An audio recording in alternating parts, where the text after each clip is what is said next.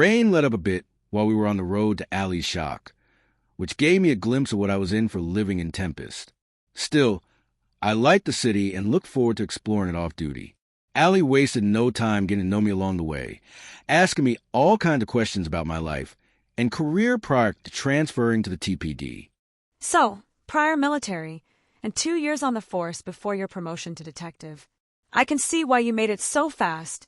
Military service goes far in our line of work.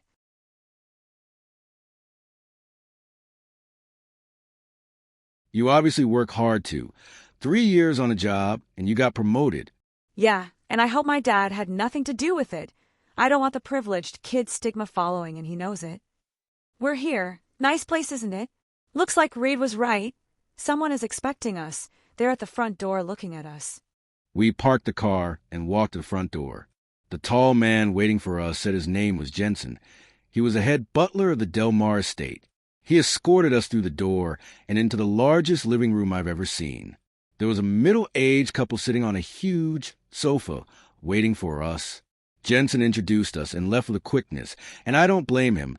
That estate was a huge place to manage. The middle-aged man leaned forward and introduced himself. Welcome, detectives. I'm Alan Delmars Sr. This is my wife, Stella. Your captain called earlier and told us that he assigned the both of you to our security detail tonight. We want to walk you through the estate so that you'll be able to respond to any concerns as soon as possible. Important people will be here tonight, and they feel safer with an undercover police presence along with security. With that said, let's get started, shall we? The Delmars walked us through the estate, and it took what felt like forever to get through it. But Allie and I were grateful for the tour.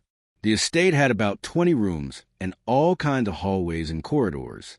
As they walked us out to the front door, Alan asked Allie and I to come back at 6:30 that evening and handed us NDAs to sign. Allie glanced at me with a bewildered look, which I quickly shared with her before reading it. The agreement said we couldn't speak on whatever happens at the party, or even report any details to Captain Reed unless a crime took place. I nodded at Allie and we signed. Alan thanked us as we walked towards our car. There was a brief silence before Allie broke it. An NDA? Makes me wonder what we're going to see tonight. I was wrong about this case. Wrong about what? You didn't know this was a security detail? No, I thought it was a missing persons case. That's what I get for lurking around Reed's office the other day. I'm sorry about this, Harrison. No need to apologize, Allie. We're new to detective work. Reed was probably going to give us this assignment, whether you asked for it or not. We have to earn our stripes. And look at it this way. It's highly unlikely that your father had anything to do with it. I just got a text from Reed. He says we're off until we have to report for the detail. He doesn't have to tell me twice. I'll gladly take the time off. Good. I'm going to finish unpacking. Well, please don't wear yourself out doing it. You'll be too tired to work later. I made that mistake during my rookie year. I was on a security detail, and I fell asleep 3 hours into my shift. I was up until 3 in the morning studying for a class I was taking and thought I'd be okay with just 3 hours of sleep. I would have been fine if the detail involved me moving around, but it didn't. I had to sit in my squad car for 6 hours, and I slept half of it. Half of your shift asleep. Did anyone catch you? Yep, my training officer caught me. He stayed with me until my shift was done. Then he scheduled me to work nights for a month to encourage me not to take the day shift for granted, and I haven't since. When we got back to the precinct, Allie and I said our goodbyes and split up until later. I decided to take her advice with the unpacking. There was no rush to get that done. I decided to explore Tempest a little bit before going home and taking a nap.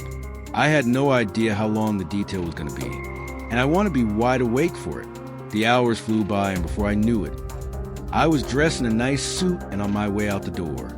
Allie called and told me she'd meet me at the Delmar estate, so I didn't have to worry about the time it would take to go there and meet up with her. I'll never forget what happened at the party. I can't. It created the person that would become my worst enemy.